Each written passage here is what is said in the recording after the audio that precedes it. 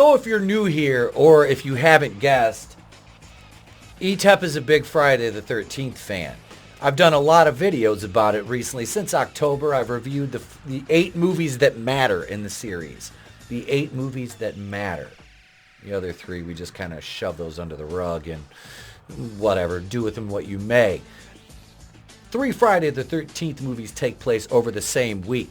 3 of Jason Voorhees' killing sprees takes place across one long, brutal week, thanks to the money-saving antics of Friday the 13th's producers. Now, yeah, I know what you're thinking, ETEP, this article came out a month ago. Well, it's Friday the 13th, so to me, it's definitely worth talking about. And, I mean, let's face it. Let's level here for a second. We can be honest, fam. A lot of you people, a lot of you, my subscribers, you people, my subscribers, you've been here for a long time.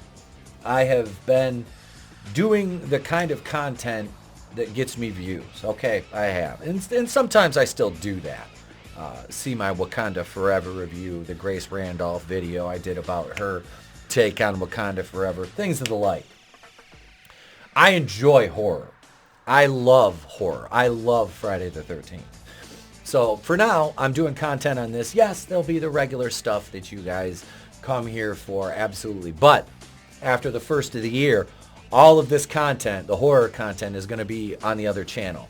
The videos that were made here will still stay here. I might do re-uploads of some of the horror movie reviews over there, get fresh eyes, but that is going to be, true crime, horror, and some voiceover videos where I'll do some read-throughs on some things. But let's talk about Friday the 13th in one long bloody week, shall we? Be sure before we start, if you're not yet, subscribe to the channel, ding the bell for notifications, slap that like button for me, and if you are so inclined, you can join as a channel member, $2.99, $4.99, or just enjoy the free content. It's all there. The Friday the 13th franchise set 3 movies during the very same bloody week, with Jason Voorhees killing as many as 36 victims in one 7-day period. It's long been established that the Friday the 13th timeline doesn't make sense. The 1980 original reveals that Pamela Voorhees is killing camp counselors to avenge her son, who drowned at Camp Crystal Lake years earlier.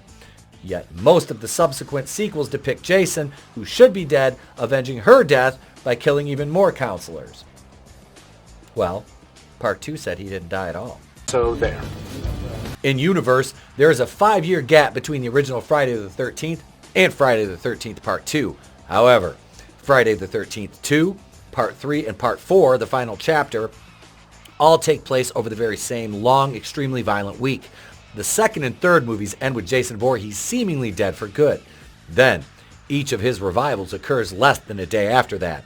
During this 1 week, Jason is stabbed in the shoulder with a machete by Ginny in the end of Part 2, stabbed in the head with an axe by Chris in the end of Part 3, and has his head hacked to pieces by Tommy Jarvis, played by Corey Feldman, in Part 4.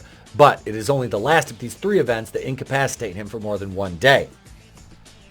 And that is what led into, I believe, Part 5 being made with Roy Burns, the ambulance driver, being the killer. Jason was dead and buried at that point after Part 4. He was buried.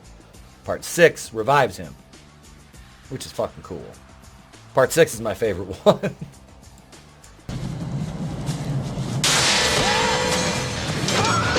Why Friday the 13th sequels are so close together. The reason the 3 Friday the 13th movies are set so close together has to do less with creative inspiration and more to do with financial benefit.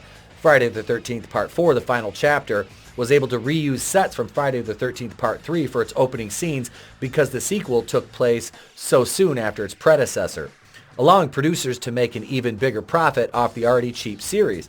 The Friday the 13th franchise could have just continued in this vein because even though the sequels received terrible reviews, they were massively financially successful and earned back over 10 times their budgets. Because people do like gore. We got to give a shout out to Pillowcase Jason. And he is the man. There he is. There's my man. There's my man. The main reason that Friday the 13th timeline doesn't make sense comes down to the rushed production of the movies.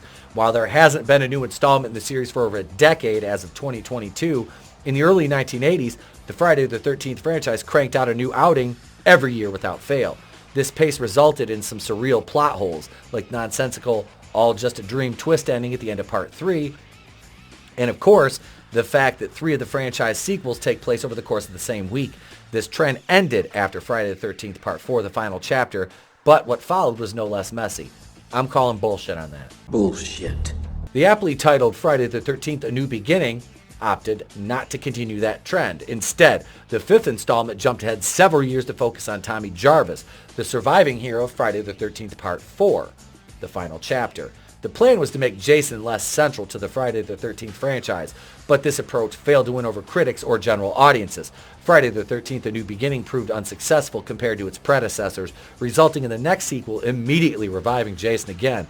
By then, the franchise had been through 2 time jumps, meaning none of the later Friday the 13th movies were crammed as close together as the first 3 sequels in the franchise chronology. And I still think it's a good move. I think it's cool to have it take place over 1 week. It's been 1 week. Does Friday the 13th have a problem with its time? See, I really don't see it that way. I don't like it to be like, oh, well, this takes place in 1988. Unless there's something central to the plot. But you see where they left off in Part 8, they should pick back up now. If they do another movie, pick back up there in the 80s, ambiguously in the 80s, shortly after Jason takes Manhattan. You know, maybe. I mean, unless you're going to shoot 2 movies back to back, I wouldn't suggest the same week. Although I do like that 2, 3, and 4 all take place over the same week. It's cool. It is a really cool concept, and I don't see any issues with that. I really don't. And I say that as a fan of the franchise and as somebody who, like I said, is big on continuity, but at the same time, I mean, you're dealing with a supernatural force. So, you know, it can be left to your headcanon to, you know, what you like, what you think. But I enjoyed 2, 3, and 4. I even like Part 5. There's not one of the original 8 that I don't like at all.